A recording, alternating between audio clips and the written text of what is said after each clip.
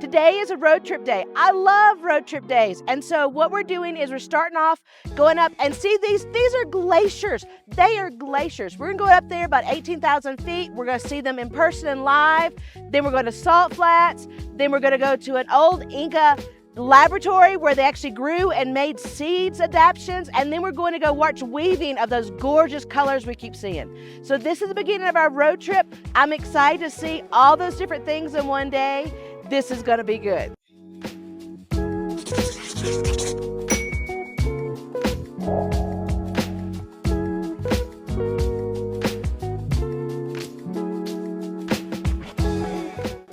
This is the Sacred Valley. We were all down there cruising around the last couple days. These are real Andes mountains, real Andes mountains.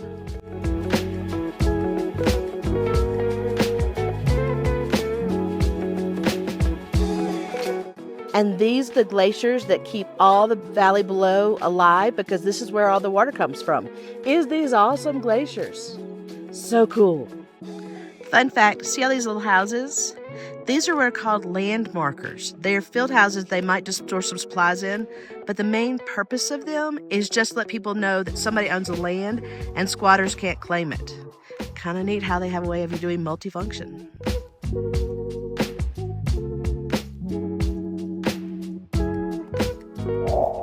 We stop a minute to get a ticket so that we can go into the park.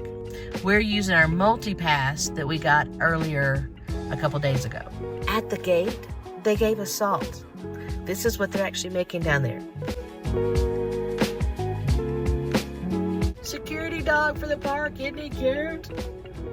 We flipped the script and actually decided to come to the Salt Flats first to beat the crowds. So a good way to get to see the Salt Flats well is come morning before everybody gets here in the tour buses. We're going to take about a 10-minute walk down and explore them. Okay, this actually is only open from May to November. Aren't these cool looking, all these salt flats? So what they're doing is they're finding salt from the ground, and then they're bringing river water up here to have it dry out and make the salt that we would use to eat.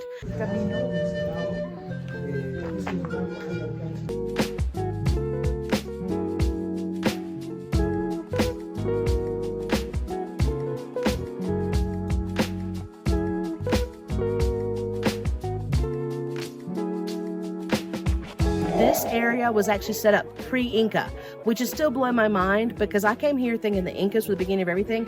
This is at least 2,000 years old pre-Inca. And then they have a great system. Each of these pools is controlled by families. Some families have 2 or 3, some have up to 20, 30.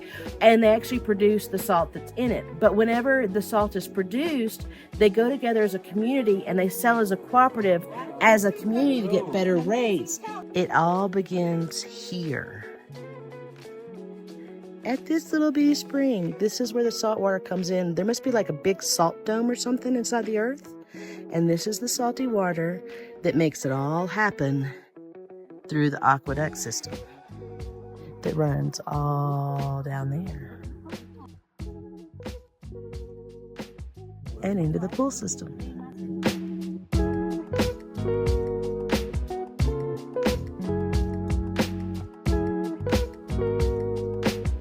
You have 3 qualities of salt. You have the lower quality that is in the lower ends. We use that as salt baths. Then you have the medium layer that is really considered the most valuable one because it has minerals from the ground but no sediments.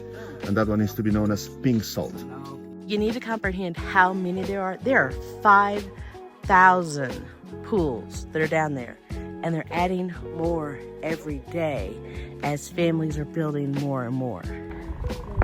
And you hear that pounding? That's actually where they're stabilizing and setting the ground for new pools, all in the view of the glaciers.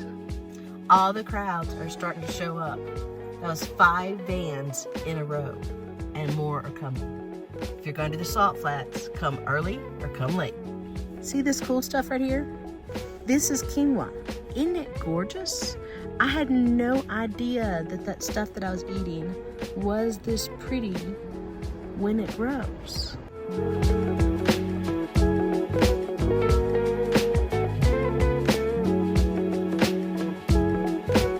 This is the the town of Maras, the people that did the salt flats, this is where they live. As you can tell, it's more of an agricultural, functional town because they really are not pushing the tourist side. They're really here just doing their normal lives.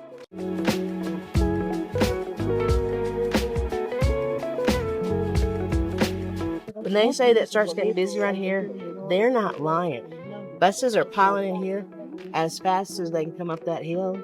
This place is, I'm telling you, blowing my mind. You know how modern day when we need to do genetics of plants, we do them in white coats and labs and all these protected areas?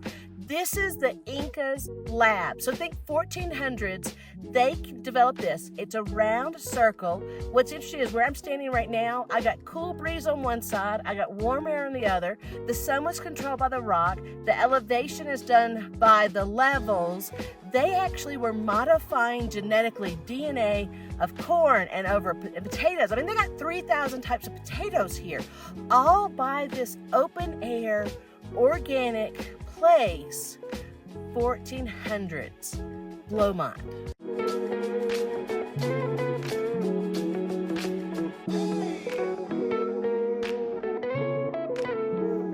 This is really kind of cool in how they are preserving this site, because this site was never destroyed by the Spanish because the Spanish didn't know what it was and they didn't really care, to be exactly honest.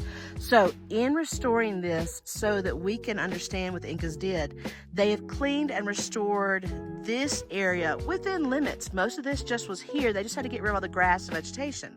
Then they have left this area over here, which is an area that is not clean. So they've cut the grass, but they haven't really cleaned it up. And this is what it looked like. This is 2 of the 4 laboratory circles that exist here. There's actually 2 more that are on a background. And over here where I am, and this side is the warm air, and this side is the cold air. And when I'm telling you a difference in temperature, it is literally the wind is actually feeling like a 10 to 15 degree difference. They thought of that when they chose this place in the middle of nowhere to build their genetic lab. Mind-blowing. So here is the 3rd laboratory area, a lot smaller. They've done a lot more precise beginning testings here before they moved it to the other 2 rings. Touring this place, you have 3 different options. You can stay up at top, up here, and just look down below. And that's what a lot of the big tour groups do. There's also 2 plateaus you can walk down to get a better view. Then what I've done is there's a longer path where you can see these people, where you can walk around the top and look down, which is actually a really good way to see it.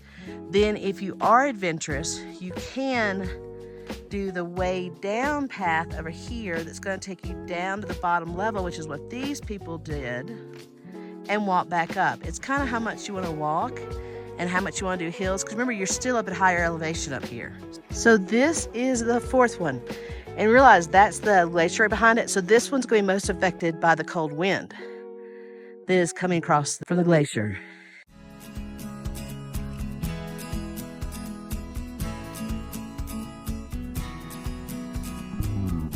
So what is this?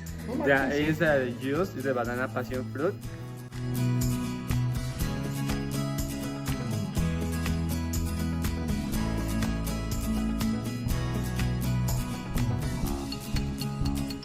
We just ate at the Uno restaurant, and this is that church that I was showing you from a distance. This is Uma Bamba. Look how gorgeous this church is. I am just completely enthralled with these bell towers they've got. They are just gorgeous at this old historical church. What a structure. Just out in the middle of nowhere. Another reason to go cruising the dirt roads, no matter what country you're in.